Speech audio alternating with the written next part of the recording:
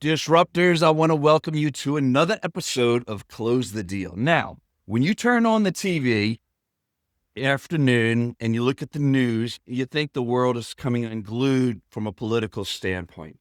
The red side and the blue side are at each other's throats.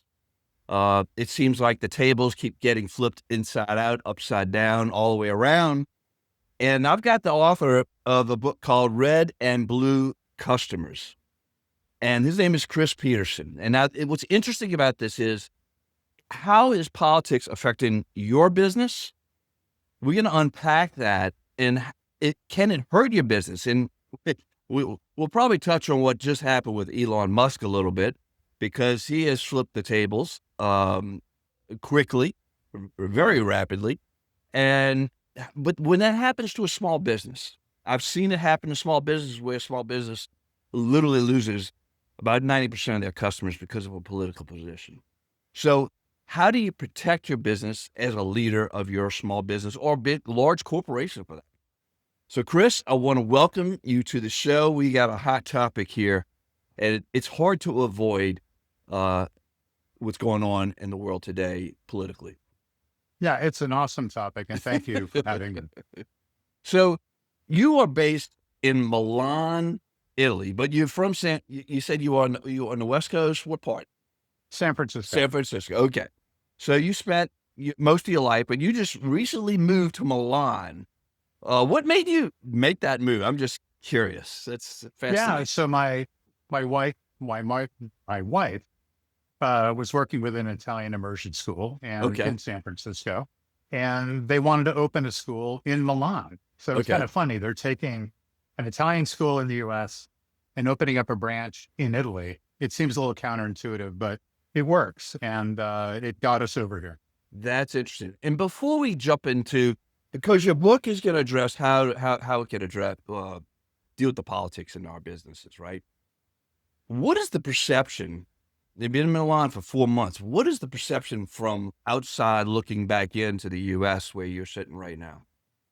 Well, I mean, so I'm in a big city. Mm-hmm. Okay. And urban environments are largely liberal.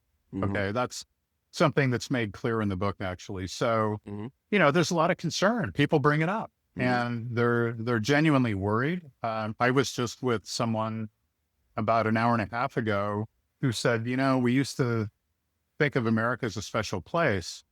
And, we're worried. It's like they have this genuine concern for the country, and it's kind of interesting. And, what I tell everyone is like, well, just give it a year, give it a couple of years, it'll It's change. And it's concerning. I mean, I can sense that. I mean, if there's chaos, people get fear, and yes, uncertainty sets in, and we're affecting the entire world, and the world's looking at us like, what is going on?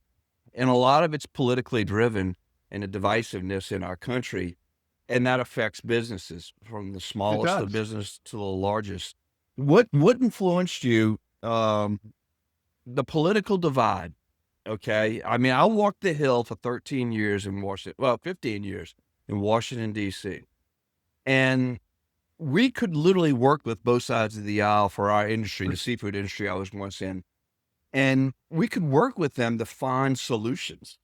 I don't know if I could walk the Hill today and get the same type of results that would benefit an industry like we did. That was 10 years ago, So what made you? What brought you into this space? Because this is a hot topic for sure. It's impacting everybody's life, Yeah. and it's spread across the globe.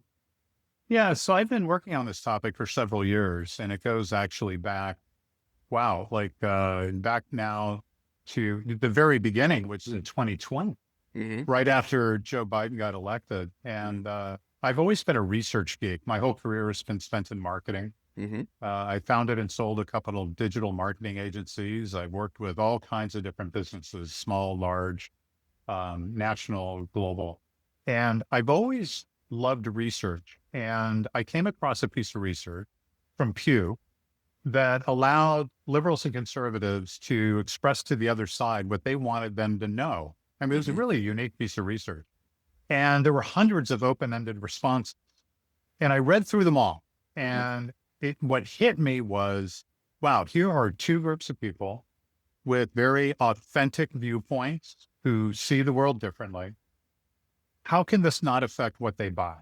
Mm-hmm. And that was the spark of it. And I then spent a good year or two putting together all kinds of research. It turns out there was just hundreds of research studies out there about liberals and conservatives that are easily translated to, brands people align with, products they buy, media they consume. And what I discovered was that, wow, these are fundamentally two different markets. And sure, there's some overlap, and sure, some are more liberal or more conservative than others. So most people are actually moderate. Mm-hmm. But I was really struck by the level of human insight that you could get from looking at these two groups as markets. And nobody does today, right? It's for all the reasons you just mentioned. Mm-hmm. It feels like politics, and you can't help but connect this topic to politics. But it really gets to something deeper in terms of how people understand the world around them and what they believe to be true. Mm-hmm. And they're both, honestly, great markets. So when you're looking at this, let's unpack what this can do to a business. Yep. You've identified, I mean, it's easy to see some businesses that align with their values, but some of them cross their values into politics. Some of them Yes. cross their values into religion, and some of them do both, right? So can you give us a few examples of what those look like both on the right and the left? And does it help their businesses? It hurts their businesses. Sometimes they're catering to that audience and it may make sense. And in other instances, they're alienating potential customers. So Well, as a marketing guy, you got to be looking at all this. I mean, this is fascinating.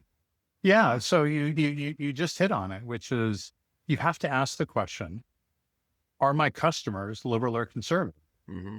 And nobody does, or very few people do. I've yet to come across a business that did. So I'm sure there's somebody out there that looks at it. Mm-hmm. And to really understand, where customers fall and what does the market look like. And with that as a starting point, you can then determine, okay, if most of my customers are liberal, then I can optimize to that and grow with that, or vice versa with conservative customers. Mm-hmm. They both have equal spending power. Mm-hmm. They're both great markets. And if each was a country, they'd be 10th largest in the world. So there's nothing wrong with appealing to one Mm-hmm. or the other.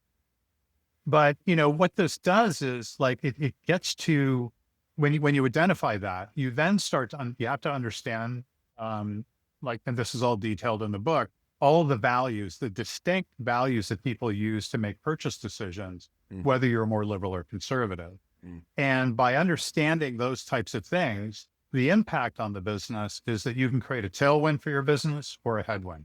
Mm-hmm. So to your point, if you're projecting a certain set of values onto a market and you happen to align with the predominant worldview of that market, whether it's liberal or conservative, Mm-hmm. it becomes a tailwind. And an example of that I talk a lot about in the book is the company apartments.com. Mm-hmm. So it's where, it's like a portal for finding rental apartments, right? Well, apartment renters are in higher density population areas. They are strong majority liberal because they're closer to urban centers. Mm-hmm. If you look at the founders of the business, from what I could tell, they're liberal. And if you look at all their communications into the marketplace, it's quite liberal, but it actually has nothing to do with politics. They're not out there with policy or culture war issues. They're out there with things like how they perceive the future and how they want to change things. And it becomes worldview values, not necessarily in politics. Mm-hmm. Now, on the flip side, you've got a business like WeatherTech, which makes like the rubber mats Mm-hmm. for automobiles, and founded by a conservative founder, has worked closely in communications with his agencies to craft their advertising, and it comes across as conservative. There's militaristic images of people parachuting into a suburban home and Mm-hmm. installing mats in their cars. And these two things, like when you look at these two businesses, they're both very successful. Okay. Mm-hmm. They project value. They tend to project values toward one group or the other, and they're successful with it. Now, they didn't necessarily intentionally do that, right? It was almost a little like happenstance from what I can tell. Mm-hmm. So the question then becomes, well, how can I make this more intentional, right? How can I grasp this so something doesn't hit me in the face, so that I don't upset my customers? And again, the first question is, are my customers a little bit conservative? You could literally run an email survey and ask them and find out in a day or two. Mm. You could look at a database readout, depending on what kind of software you're using, that might actually just tell you. Mm-hmm. Yeah, that's the first step. So that's, I see examples all over the place of alignment and misalignment. Mm-hmm. And the misalignment is nothing but opportunity, quite honestly, because these are strategic decisions.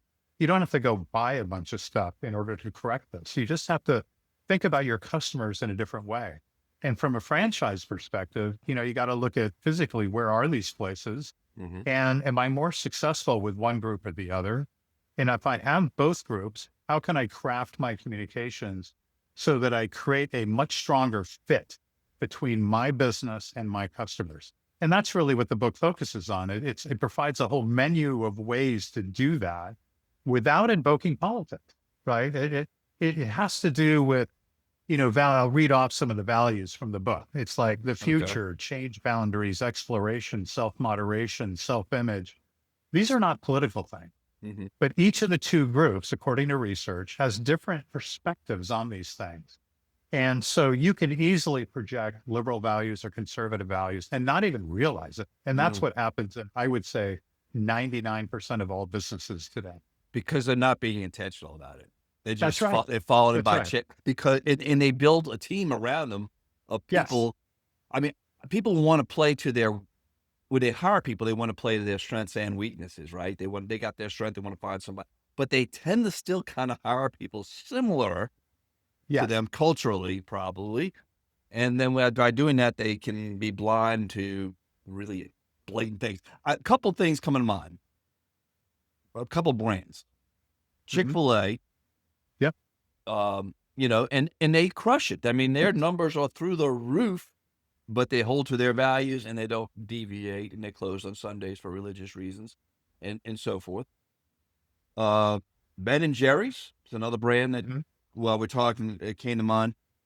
And they just did it because they were doing it. Probably they weren't even thinking about it. I just imagine that was their core values, not thinking of political ramifications 20, 30 It's years just later. who they are. Yes. It's just who they are. Now I think about this, two different other examples. They came up, and I might have the name of the brand wrong, but you're going to know who you may know who I'm talking about. So Starbucks has been around forever. And I think a lot of people, some people may see them as, do you see them as more leaning liberal?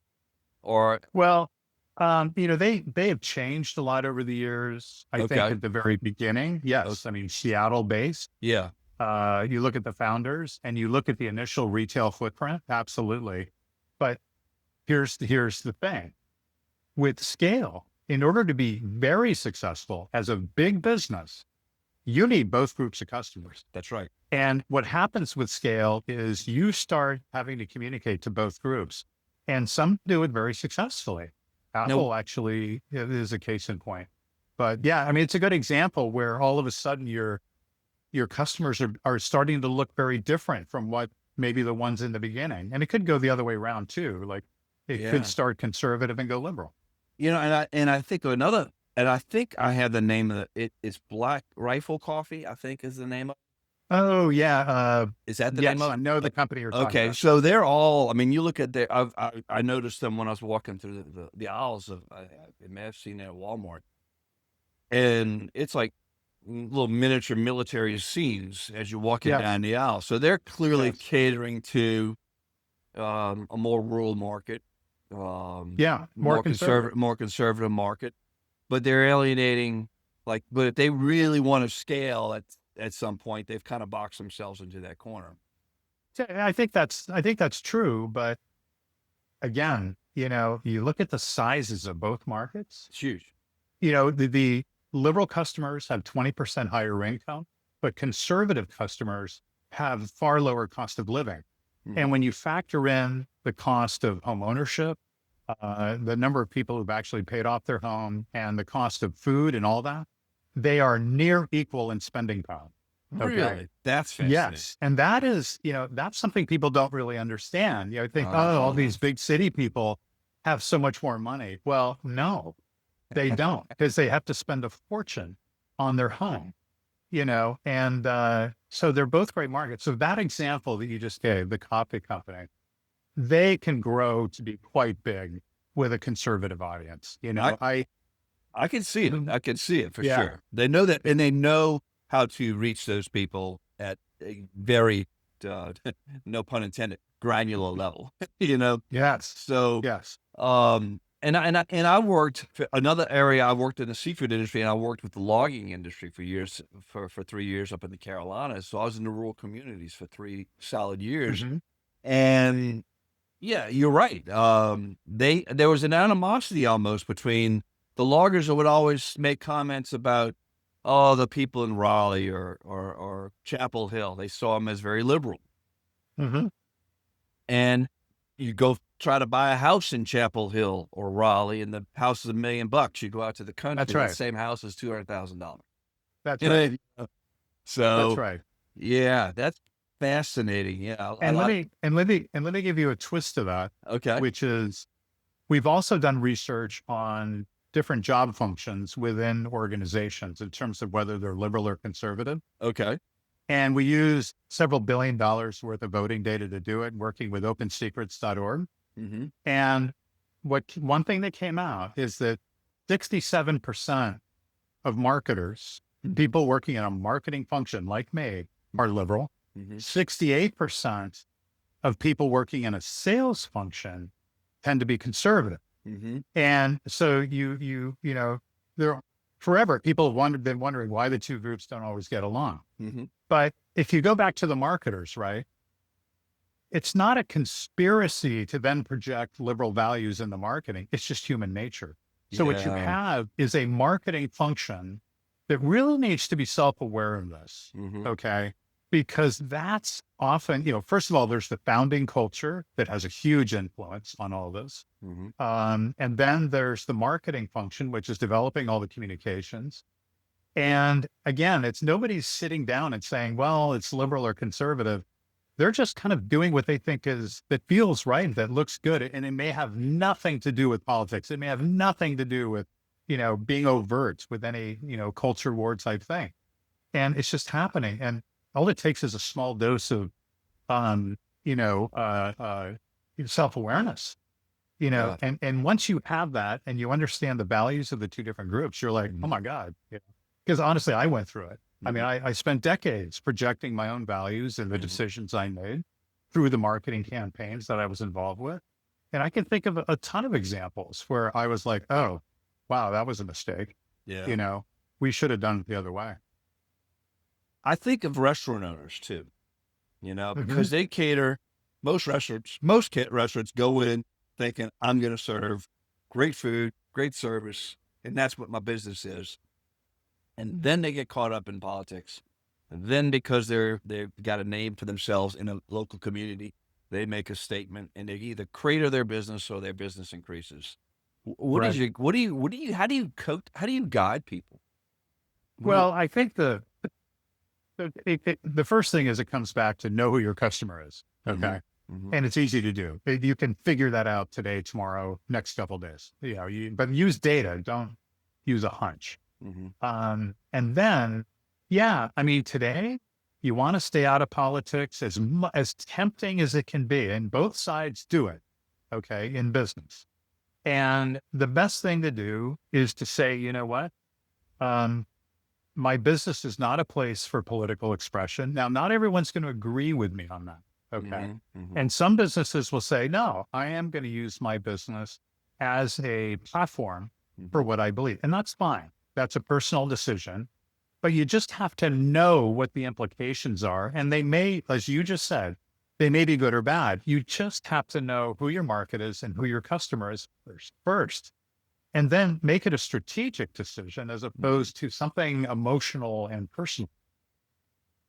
If you were to provide guidance to Elon Musk back in December before he took on his new role that he just let go of, what would you have told Oh, oh my God. Well, so Tesla, let's take Tesla as an interesting example.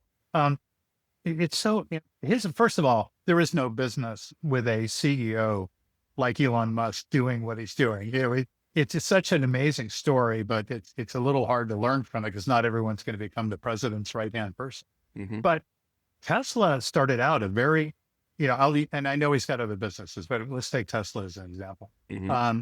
Tesla started out as a very urban liberal product.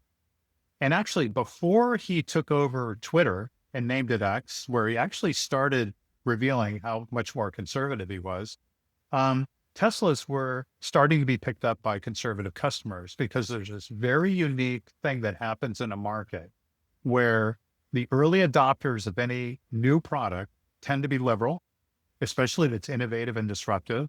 Mm-hmm. And conservative customers will actually buy a new innovative product, but it has to be proven first. Mm-hmm. And the Tesla turned out to be a fantastic electric car. There's just no doubt about it. And so conservative customers were already starting to buy Teslas when he bought Twitter. And then fast forward, he gets involved in politics. I think I read today where he's now saying he might just get out of politics. The advice I would have given him, not that he would listen to me, but would be to know who your customers are and know that, this is going to have ramifications with Tesla, Mm-hmm. and that you can predict the backlash because, it just seems so contrary to do what he did. I mean, ultimately Tesla is a bit of a modernist brand. Mm-hmm. It's very sleek. It's futuristic. It's always going to have more liberal customers than conservative, I think. Plus, you need the population density for the charging stations, at least today. Mm-hmm. Hopefully that'll change. But, the liberal customers are going to be his majority. So it shouldn't have been any surprise that his sales went down and that he got into trouble. Yeah, and I look at it, and that's globally that happened to him. Yeah. Yeah. So Okay. and his sales just plummeted. It's cost his shareholders quite a bit of money. Yeah. And I think about going back 5 years ago when I was at the logging industry. I was head of the logging industry in North Carolina, and we produced a logging expo. And I'll never forget, they had this. I mean, this is a 100-acre piece of property with logging equipment, millions of dollars worth of logging equipment. And while we're setting up, this guy drives a brand new red Tesla with white leather seats through the middle. It stood out like a sore thumb between the John Deere and the Cat equipment. And I'm looking and the at this. Dodge Rams. Yeah, in the Dodge Rams and the Ford F-150s. And and I can't tell you how many comments I heard from loggers about, a Ford F-150 with electric doesn't make sense to them. Right now, they're paying attention because of the power and everything, because of the education. Yeah. But look at the shift with Tesla. Now people are probably like back on the bandwagon for Tesla because he just took another position, political position. But he's Right. It's whiplash though. I mean, It is. it's no But way to you know run it's hard. It's hard for, if you own stocks in that business, you're probably like, what's coming tomorrow? Right. That's right. But one thing it can speak to a certain degree, and I touched on it a few minutes ago, is founding culture. Okay. One of the big insights that came out of my research was that the early group of founders, whether it's one person, two people, three or four, have a dramatic effect on the values that are then projected by that business onto the market. That's 100% true. So now I'm in the franchise world, right? And I work with all the franchisors, and they're very deliberate, very, very deliberate about establishing what the culture will be. They defined it. They put it on their wall in their office, who we are. and what we believe. And I've seen it from one organization that is a cleaning company that's faith-based. I mean, they've got their Mm-hmm. religious beliefs on that mission statement. Yep. And they're not, they're kind of, they refer to themselves as the Chick-fil-A of cleaning. Okay. And then you got the other people who just kind of, it's just business, but it's their core values. And those core Yes. values can speak to politics, if, or maybe it's not written in political uh, speak on the wall, but Right. how their culture, the people they draw in, can, and that That's right. trickles down. Now, That's right. now, And I'm thinking of this too. That's from a franchise or perspective. But I'm looking at it. Let's bring it down to a franchisee perspective. And that guy might have very different political positions. Who just invested in the franchise than the franchisor or another franchisee over here. You know, they have to be careful, because that one person could say something that could affect others. So they gotta balance and navigate that journey to make sure people are on message. yes. And let's talk about communications in this, because I think that's something that a franchisor can do a very good job with, is educating their people on how to communicate to their customers. Because if they have a painting franchise and the owner of the franchisor is super conservative, they don't care who their customer is. They just want to paint somebody's house. They don't care. Right. But they could potentially alienate and lose customers if they're in a small market. Yeah. So it's a really good point. I think from the franchisor perspective, Mm-hmm. you want to look at where you're successful, where if it leans liberal or conservative in terms of Mm-hmm. your customers and your footprint, Mm-hmm. and double down on that. Mm-hmm. Okay. And not try to walk, both lines. Mm-hmm. If you're a franchisee, and you're considering, becoming a franchisee, you've got to think about what are the values being projected by the franchisor. And in terms of where I want to operate my franchise, Mm-hmm. does that market, do those customers align with the values. franchisor? And it's not hard to figure out. This isn't complicated stuff. And you could decide, let's say you're really excited about the company. You could decide, well, I'm going to invest in this. I'm going to become a franchisee, but I'm going to make sure I do it in a place that aligns with everything the franchisor is doing.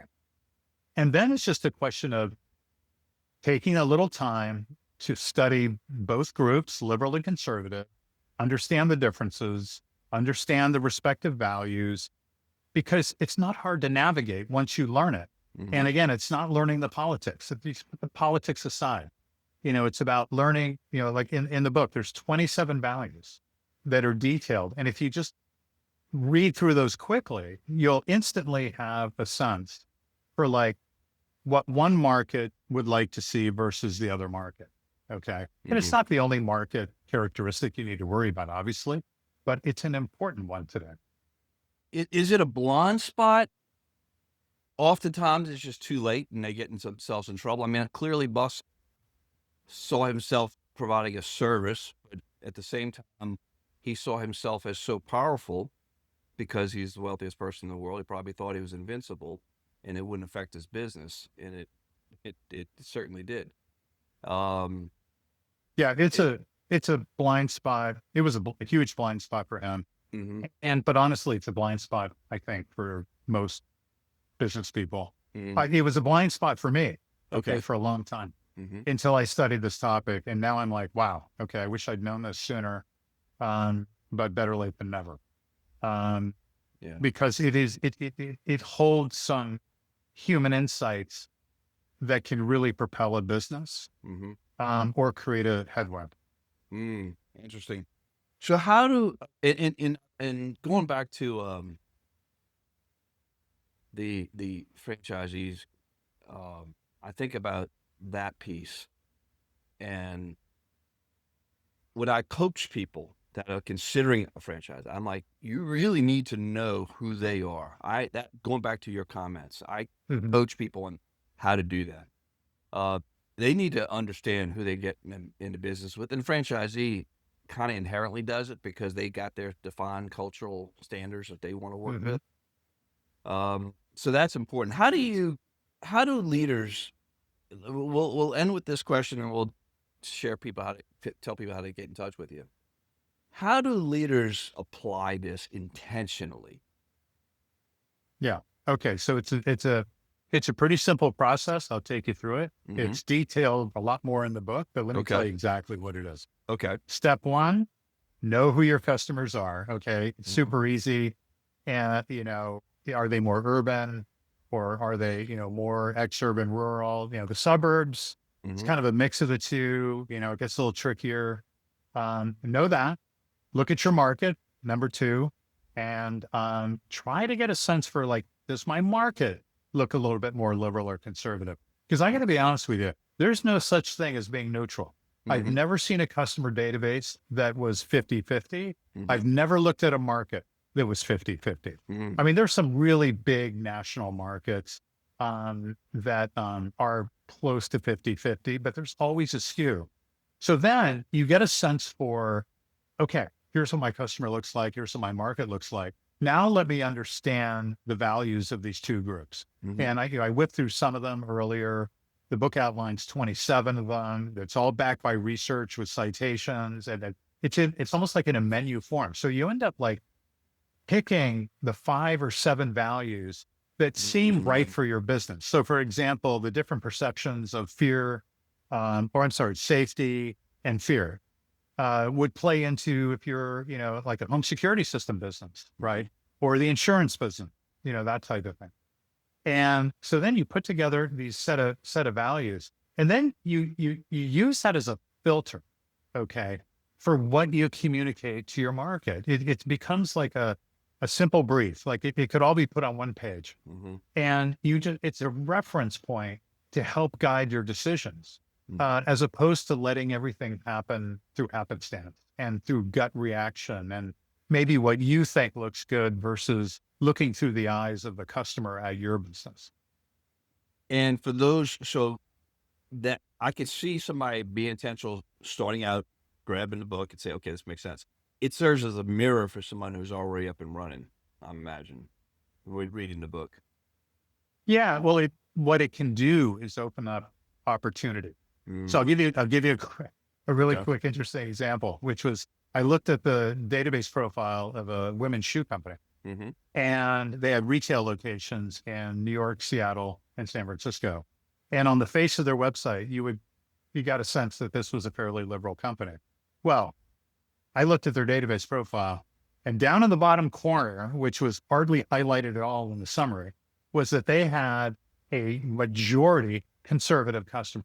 Mm. And so now that's not typical, but what it says is there's something about that product that is pulling in a conservative customer. Now, a lot of that came from e-commerce, okay, not through the 3 retail stores. Hmm. So that becomes an opportunity to test. It's like, wow, is there a bigger opportunity with a conservative market than the liberal market? Are we thinking about our retail footprint wrong? Now that's a lot to come around to as a business leader and a business owner, right? Hmm. Because now all of a sudden it's questioning. It might feel like it's questioning your own beliefs, Mm. but if you can look at both groups in a judgmental manner, which I know is hard for both sides, that is the secret to success, is to see these as two markets, look through a business lens for growth. And along the way, get to know both sides far better than you ever thought possible, Hmm. which will lead you to actually a greater comfort level with what's going on, quite honestly. This is, and this is also fascinating. And this also trickles down to the marketing, the collateral materials, Yes. all, and I've got a very distinct memory in my head. It goes back about 7, 8 years ago. There was a guy that came to New Orleans, and we went to dinner with him, and he was looking at creating an outreach program for homeless and helping the homeless and so forth in New Orleans. And he takes out his brochure. I forget which, I can't remember which city he was from or which state he was from, but he came from a community that was pretty much all white. Hmm. And he takes out the brochure and he lays it on the table, and my wife's looking at it and she's flipping through it, and she's like, there's not a single person of color in this book, and look at the demographics of New Yeah. Orleans. Yeah. Yeah. And he was a really smart guy, but Yeah. it hit him like a sledgehammer when Yeah. when she said that to him. It's like, oh, I'm completely missing the mark. And that's what happens to business leaders. That's right. That's exactly it. It's like, again, it's not a conspiracy. It's just human nature. It's human nature. That's right. And self-awareness, a small piece of self-awareness goes miles to fixing the situation. Wow. All right. How do people find you? How do they find your book? This is, and we'll have the links and your contact information on the website where we go live with this. Yeah. So the book is called Red and Blue Customers, and it's on Amazon. It's at Barnes and Noble. And, so you can find it there. It's developed to be super practical for a business of any size. And it specifies all the values. It provides like a very specific process at the end for how to apply this.